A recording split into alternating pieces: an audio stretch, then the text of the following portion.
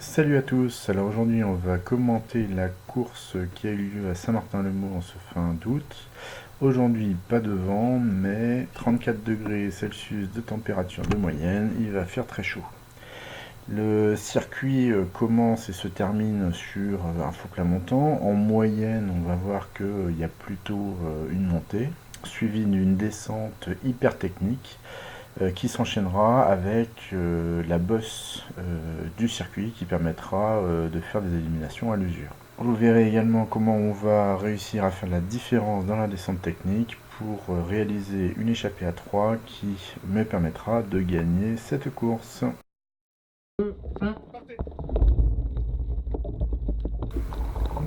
Donc aujourd'hui on n'était qu'une dizaine de concurrents dans la troisième catégorie, alors c'était un peu bizarre au début. Voilà, donc cause canicule, là vous voyez le thermomètre en haut à droite, 35 degrés au départ, qui faisait une chaleur étouffante, pas un pet de vent. Après, on est en Haute-Vienne, donc là, ce jour-là, c'était l'arrivée du Tour du Limousin à Limoges, et donc je suppose que beaucoup de personnes sont allées voir l'arrivée de ce tour. Toutefois, au niveau des équipes, donc il y avait deux concurrents de la souterraine, et puis après un ensemble d'individualités. Nous avions 6 tours à réaliser, donc les tours faisaient un peu plus de 9 km, donc en gros une petite soixantaine de kilomètres à faire. Alors si on regarde le circuit, là tout le début, ça consiste en une grande ligne droite.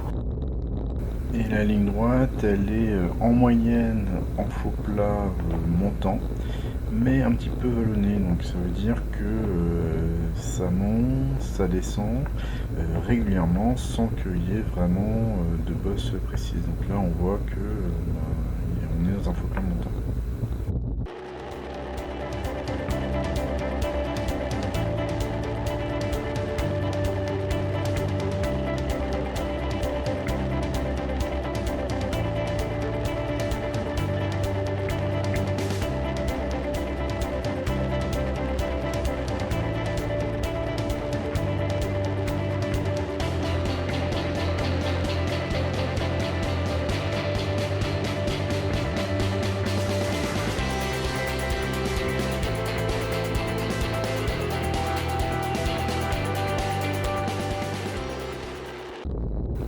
On arrive ici sur un endroit technique du circuit qui va nous faire prendre un virage à 300 degrés.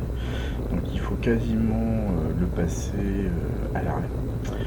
Et en fait là le gars devant à ce moment-là il part mais complètement arrêté, et ce qui fait qu'il est incapable de relancer. Donc ici je reprends la tête de la course pour continuer cette deuxième partie du circuit qui va être en faux plat montant, toujours plutôt vallonné, avant de rejoindre une descente.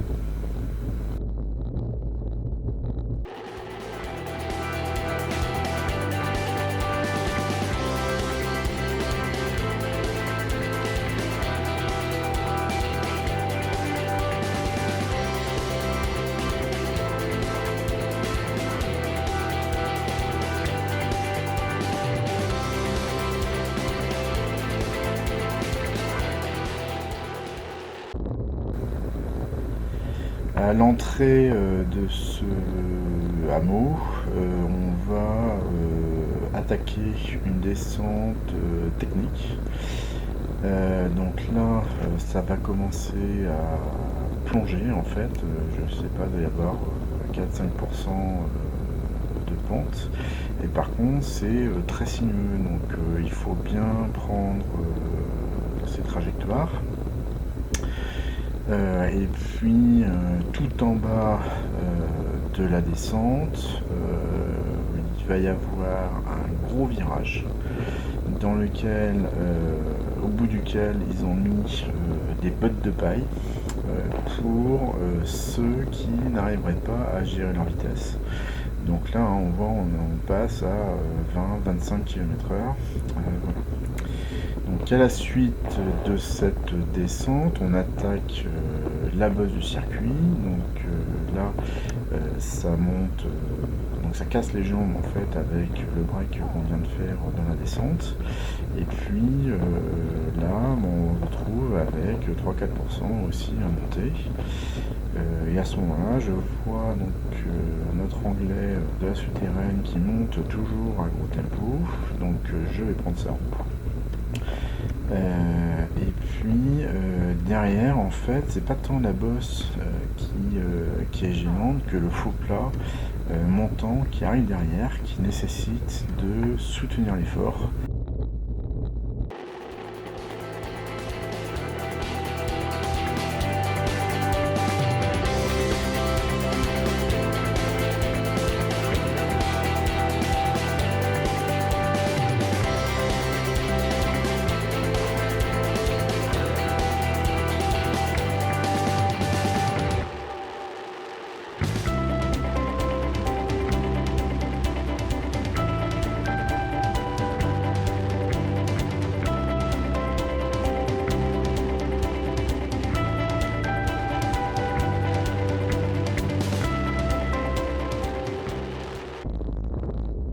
Le panneau d'entrée de la ville de Saint-Martin-le-Sault en fait indique la dernière phase du circuit. Dans la mesure où on va avoir de nouveau un virage à 300 degrés là au bout du stop. Alors ils ont bien indiqué au sol le virage, les trous là, des petites bouches d'eau qu'il y a. Là faut pas passer trop vite parce que sinon le trottoir en face on est bon pour le prendre.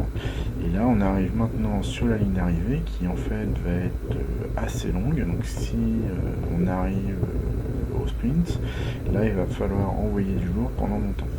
Là on voit, on n'est pas encore arrivé, ça monte, ça monte, ça monte, là il y a 2-3% de pente.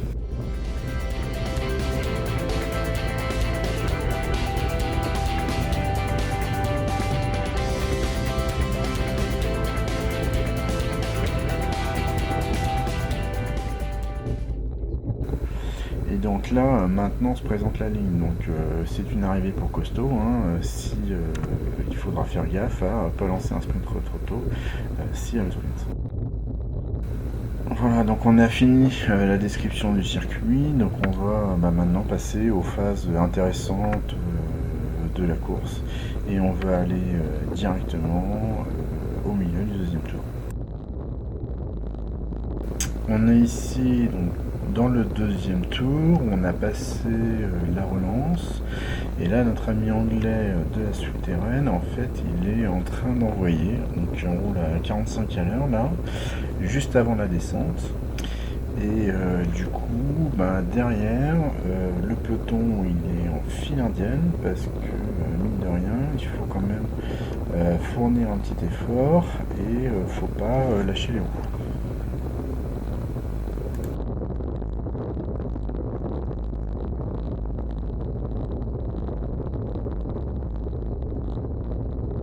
Donc là on arrive au petit hameau, on commence à voir derrière moi que l'autre coureur de la souterraine en fait, il y a un petit trou qui s'est fait.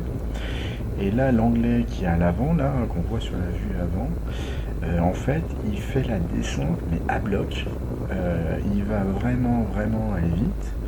Et là on est rejoint derrière par un coureur de Paris, de région parisienne, qui est venu se perdre en Haute-Vienne.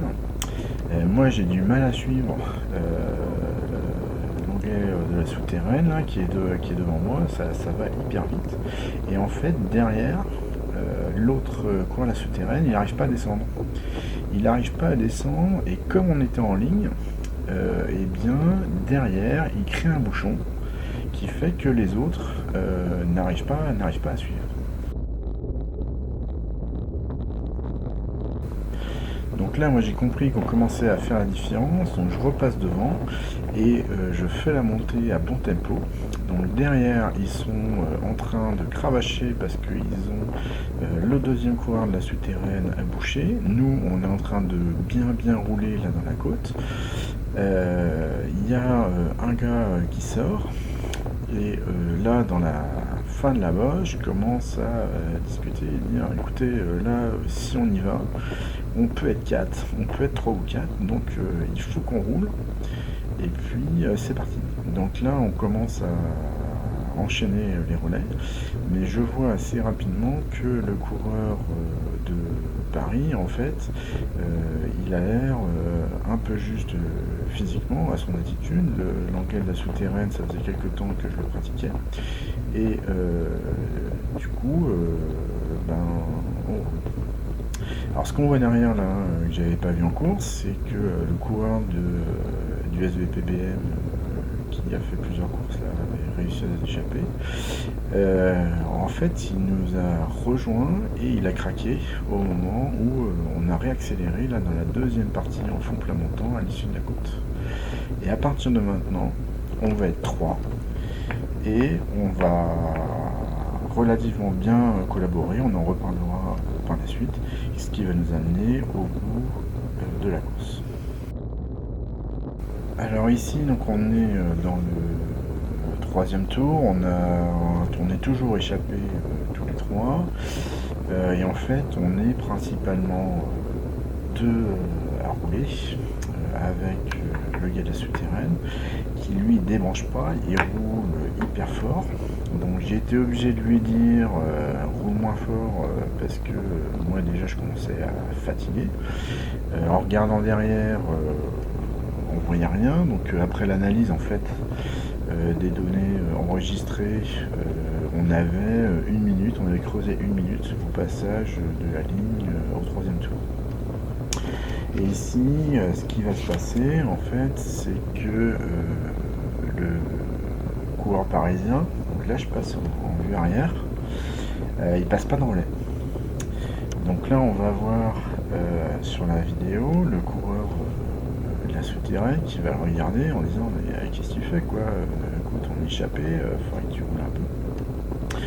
Et il a senti que en fait ça c'était gênant, donc là ils se disent un truc, je sais pas quoi. Et à la relance, il revient sur moi, et là il me parle en fait, il me dit, écoute moi je joue pas la gagne, là j'arrive pas, j'ai du mal à suivre, donc je sais bien que vous faites le boulot, donc je vais rouler avec vous, je vais faire ce que je peux. Et donc là je lui ai dit, écoute, on est à 3, il faut qu'on essaye d'aller le plus loin possible tous les 3. Prends des relais, même si tu ne roules pas longtemps, c'est pas grave. Tu passes devant, nous derrière ça nous fait un break de 5-10 secondes. Et puis derrière on continue à empiler. Et donc là il a commencé à passer des relais et nous on a pu un petit peu se poser ou pas.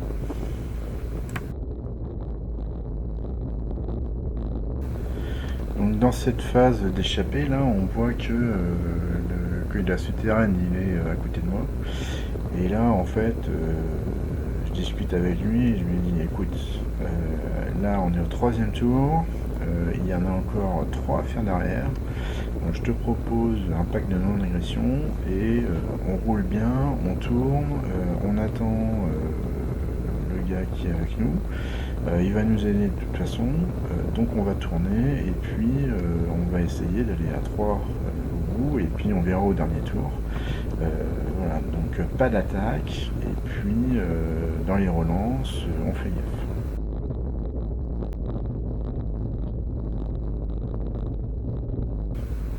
Ici on est toujours dans le troisième tour, on vient de passer la bosse et on attaque le faux plat montant. Là c'est moi qui ai pris la tête et en fait je monte à bon rythme la bosse parce que là on n'a pas de rillette, hein, on ne sait pas combien de temps est-ce qu'on a sur le peloton, donc moi j'ai pas débranché de la course. Et en fait ce qu'on voit c'est que le coureur de la souterraine en fait il coince un peu. Et du coup là en passant à la bosse on était obligé de l'attendre. Voilà, donc c'était un signe qui commençait à avoir un petit peu de mal. Effectivement on avait roulé très fort. Alors pour continuer sur les échappées, Du coup, le coureur parisien, là, a priori, il n'en avait jamais fait. Et il avait vraiment du mal à suivre. Et pareil, en termes de roulage en relais, en peloton, il était pas bon du tout. Donc ses relances, elles étaient beaucoup trop appuyées. En fait, il envoyait un gros taquet, donc derrière, en fait, on ne pouvait pas se reposer. Et donc, j'ai dû lui expliquer le principe de passage du relais, à savoir que lorsque tu veux passer le relais, tu lèves ton coude pour indiquer au coureur qui est derrière toi que ça va être à lui de passer. En faisant ça, il faut rajouter une dent sur le pignon arrière, de façon à décélérer, descendre et puis relâcher un petit peu la pression. Et lorsqu'on arrive au niveau de la roue arrière du gars qui prend le relais, à ce moment-là, ou le dernier de la file qu'on souhaite reprendre, à ce moment-là, on renlève une dent pour rembrayer. Et effectivement, dès qu'il a commencé à faire ça, en fait, il a compris un petit peu comment ça se passait. Et il me dit ah merci, c'est quand même beaucoup plus simple et tout. Parce qu'effectivement, il roulait tout le temps avec le même développement et du coup, il avait l'impression d'accélérer en permanence. Donc voilà, donc ça se pratique à l'entraînement quand on peut. Donc ici maintenant on est à la fin du 4e tour, donc il fait toujours 34 degrés, donc le vent il est hyper chaud, ça dessèche la bouche. Donc moi je suis parti avec un bidon de 700 ml d'eau sucrée, plus un petit bidon d'eau claire, parce que je sentais que j'allais avoir besoin de beaucoup boire. Et pas mal d'autres concurrents en fait sont partis juste avec un petit bidon. Et là on voit le coureur de la souterraine qui a son petit bidon. Et en fait là il passe pour prendre à l'assistance un bidon de rechange. Et là j'aperçois devant le gars de l'assistance et le mec il est à gauche de la route. Alors soit le coureur il est gaucher, voilà, soit en fait en règle générale on passe toujours les bidons à droite de la route. Et donc le gars de la souterraine il va chercher son bidon et là bim, la cata, il rate son bidon et il va se retrouver sans flotte avec encore 2 tours à faire. Voilà. Alors là je me suis mis à réfléchir parce que moi j'avais encore mon bidon d'eau claire qui était encore plein. Et la question c'est, je lui file pas, est-ce que je me sers de ça pour faire la différence parce que c'est clairement sur l'échappée à 3 le concurrent que je craignais le plus. Et du coup en fait ce que j'ai fait c'est que au niveau de la relance à la fin du faux plat, en fait, je lui ai passé le bidon pour qu'il boive une ou deux gorgées. Parce que après il faisait vraiment très chaud, les organismes étaient quand même très sollicités. Donc moi là à ce tour là j'ai pris également des sels pour essayer de compenser ce que j'étais en train de perdre.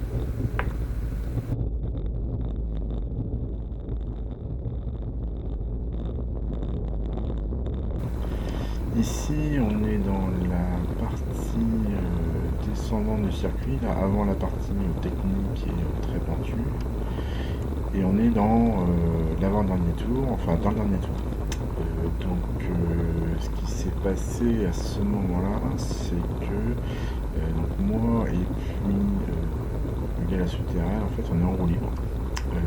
À l'abri, où on se laisse descendre en fait derrière le gars de Paris qui prend du coup un peu d'avance.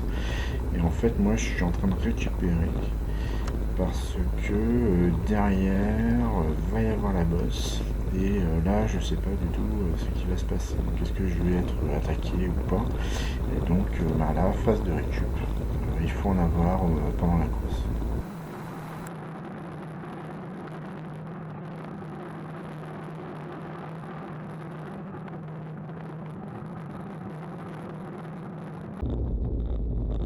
Et en arrivant dans la bosse, en fait, le courant à la souterraine il coince. Moi je monte pas super fort, là j'étais en train de me tâter pour savoir est-ce que j'étais capable en forçant de finir ou pas, et donc je me méfiais également de son retour. Donc j'ai monté comme j'ai monté les autres bosses, voilà, autour de 370, 400 watts, et en fait on va réussir à faire la différence. Et lorsqu'on va arriver sur le faux plat, là l'autre coureur il va me dire là on l'a distancé, et je lui dis écoute, moi je me méfie, c'est un gros rouleur, s'il a encore du jus, il est capable de nous ramener dans la ligne droite qui va suivre, donc moi je vais rouler. Donc là il me redit ouais écoute, moi je joue pas la gagne, voilà. Et bon, moi je me suis fait suffisamment avoir comme ça que en fait j'ai envoyé les watts sur le plat. Là on va voir que sur la vue arrière en fait que je vais le lâcher à la pédale. Je vais me mettre plusieurs fois en position de contre-la-montre, et là sur le plat, une fois lancé, on va rouler quand même relativement vite.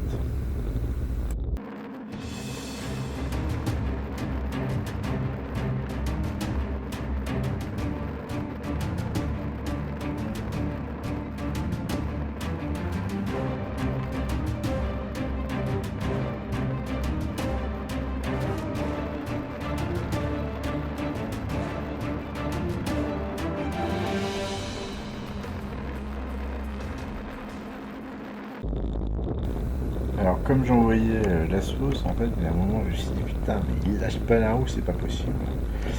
Et en fait si, là on arrive au milieu de la ligne droite, et là il commence à coincer parce que là genre j'ai vraiment envoyé, je suis à 40 km/h, et tout seul, hein, et du coup là il coince complètement, et je vais pouvoir finir tout seul cette course. Donc j'ai pas débranché jusqu'à l'arrivée, je vais vous la mettre en accéléré.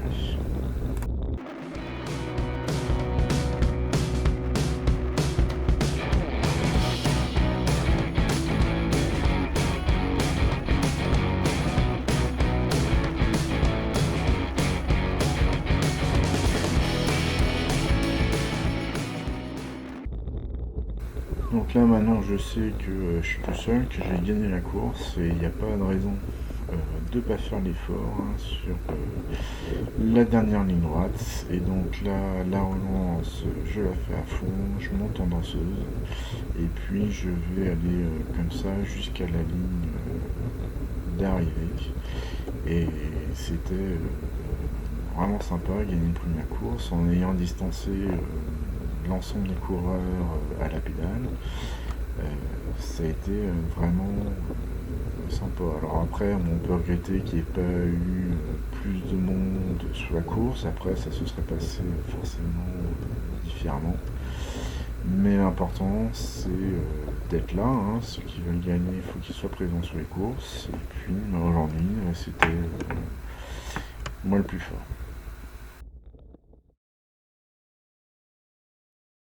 Alors on vient de commenter la course de Saint-Martin-le-Mont. Et donc ce qu'on peut dire de cette course, c'est j'ai gagné la course, donc ça c'est cool parce que c'était ma première victoire. 2, ça s'est fait à la pédale, au sens où j'ai réussi à éliminer les 2 adversaires, 1 dans la dernière côte et 2 dans la deuxième ligne droite. Et puis 3e point, c'est que en fait c'est possible également de faire des différences dans les descentes. Là on l'a vu, alors par chance le collègue du coureur de la souterraine descendait vraiment pas bien, ce qui a créé un bouchon qui nous a permis à la sortie de prendre de l'avance. 4, l'inconvénient sur des petites courses comme ça, c'est que on n'a aucune idée de où sont les poursuivants. On n'a aucune notion du temps qui passe, et du coup en fait en regardant les analyses a posteriori sur la course, sur les Strava Flyby, En fait, on leur a mis entre 1 et 2 minutes par tour.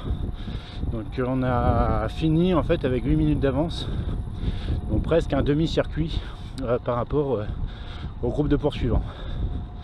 Et finalement, la chaleur, c'était pas évident. Bon, j'ai su la gérer. Et puis, il faut vraiment prévoir de l'eau sur les courses. Voilà, donc j'espère que cette vidéo vous a plu. N'hésitez pas à vous abonner non plus. Et puis, si ça vous intéresse, mettez un pouce bleu. A plus pour la prochaine course.